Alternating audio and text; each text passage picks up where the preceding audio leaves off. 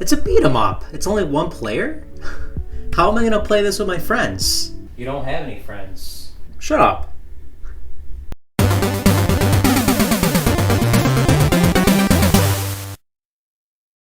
What's going on, guys? This is pojr coming at you with another video. So when you think of beat 'em ups, you're probably thinking what? Konami, SNK, Capcom? Well, Irem actually pioneered beat 'em ups for the most part with Kung Fu Master. Wait, that wasn't made by Nintendo? Nope. And Irem was actually looking to getting back into the beat 'em up scene, so they came up with a game, Undercover Cops. However, unfortunately, it was never released outside of Japan until recently. A Super Nintendo game in 2021? Let's check it out.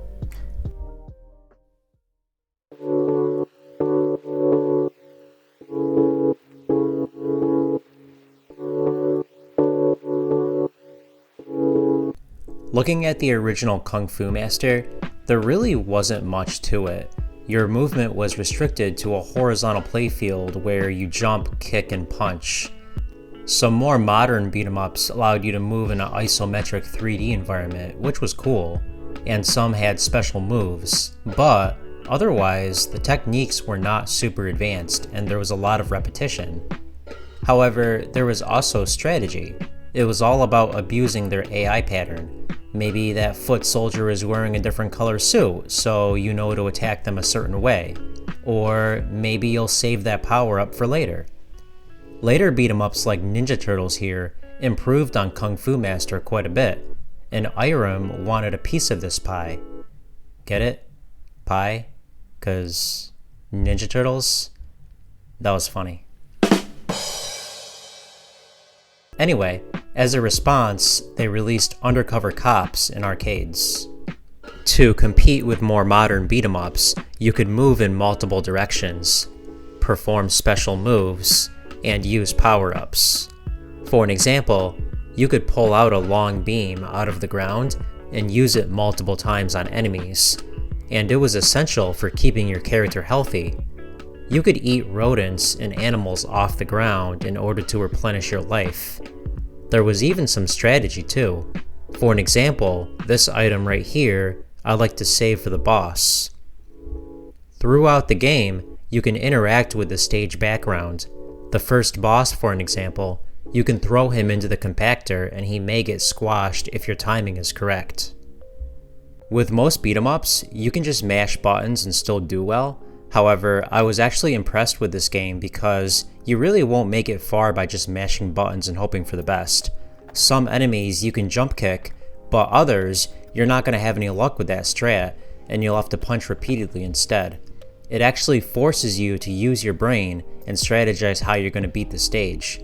I found this really impressive because I feel like most beat-em-ups I can autopilot through super easily. You can pick between 3 different characters, which means it's a 3-player game. I'm surprised they didn't bother adding a 4th character so that it could be a 4-player game. Most beat-em-ups are, after all. Anyway, I personally use Flame because she's the most agile character and overall easiest to use. Your character has a special move that you can use that will drain your life bar. It might seem pointless at first to use since you're essentially taking damage anyway, but it's a nice get off me tool if you're in a tight situation. The music is also fantastic. Take a listen.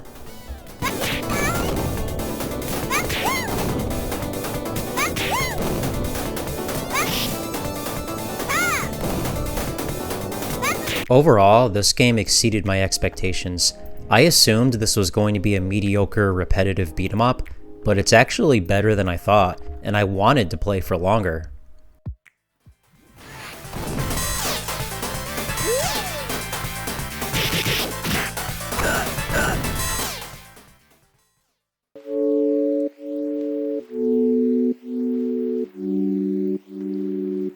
This game ended up being ported over to the Super Famicom in Japan. You'd expect it to be a lot worse, but it actually holds up very well to the arcade version. The graphics were scaled down in some areas. You can especially tell in the background when fighting the first stage boss, there's overall less detail. Some of the items are missing too. The green Jeep that I threw at the boss, not there in the home release. I assume the Super Nintendo probably couldn't handle that many sprites on the screen at once. The title screen also looks a bit lazier. Maybe it was hardware limitations, but I'm sure they could have done better than just a game logo on a black screen. But the biggest departure from the arcade version? It's only one player. Wait, how do you mess something up like that? It's a beat 'em up. It's only one player? How am I gonna play this with my friends? You don't have any friends. Shut up. It might have been because of hardware limitations, but other Super Nintendo games like Turtles in Time pulled it off very well. Why not this one?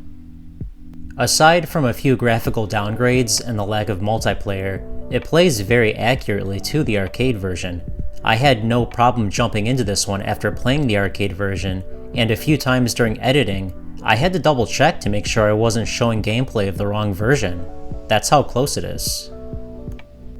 In terms of difficulty, you would think the arcade version would be harder because it's meant to eat a lot of quarters, but both games feel like they're about the same difficulty, and I played the Super Nintendo version on normal, so I can only imagine how the hardest difficulty is.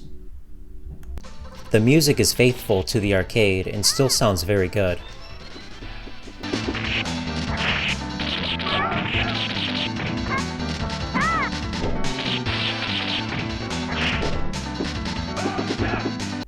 Overall, this is a very accurate port of the arcade version with a few small shortcomings.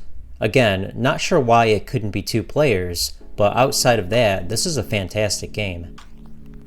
This game originally was going to be released in the US. It was even featured in Nintendo Power. It was going to have a suggested retail price of $64.95, and the game was even reviewed. However, it was canned before released in the US, and the Japanese version goes for hundreds of dollars.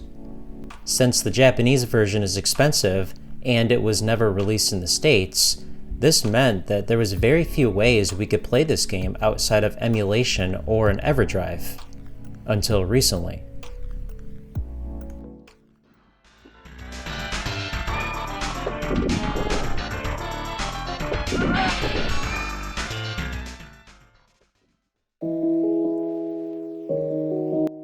On February 16th, Retrobit announced that they would be teaming up with Irem to finally give this game a US and European release.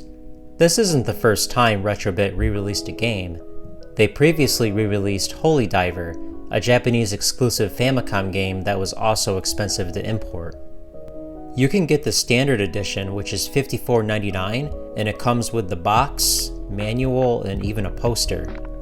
The price is actually very good. That's less than the suggested retail in that Nintendo Power article. For $15 more, you can get the collector's edition, which comes with a vinyl figure, stickers, a keychain, and a few other things. For a set like this, they could have sold it for $100 and it would have been acceptable, but at $55, that's actually a pretty good deal. On top of it being re-released, it's also getting an English translation. Not that it matters that much, you can still play the game without a translation needed, but it's cool that they went the extra mile. So I think it's great that this is getting a limited run, because there's no other way to obtain this game unless you break the bank on an eBay auction or buy a reproduction cartridge. If you asked me a week ago, I would have thought this was cool that they're re-releasing an old game, but wouldn't have cared. But now that I've played it, I actually think I'm going to pick this up. You don't hear about new games on older consoles being released that often, so I had to look more into this.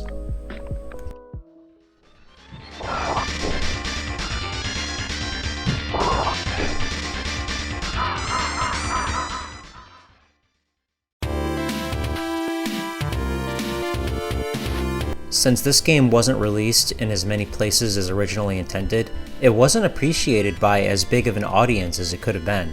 And that's a shame, because it's a fantastic game that needs more appreciation. That's why I'm glad this game is getting a second chance in the spotlight.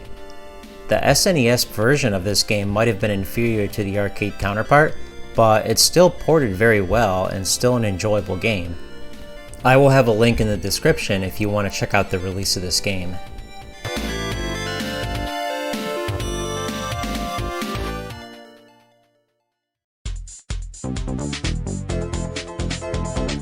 Like usual, I wanted to give out a few shoutouts. Thank you so much to RVG Fanatic, Hardcore Gaming 101, Signard's Guide on GameFAQs, and Mad Little Pixel for his video on the release of this game. So let me know in the comments, have you ever bought a reproduction cartridge? Have you ever bought a limited run or a limited edition game? With that said, thank you so much for watching. Feel free to drop a like on this video and subscribe if you haven't already. Have a good one, you guys.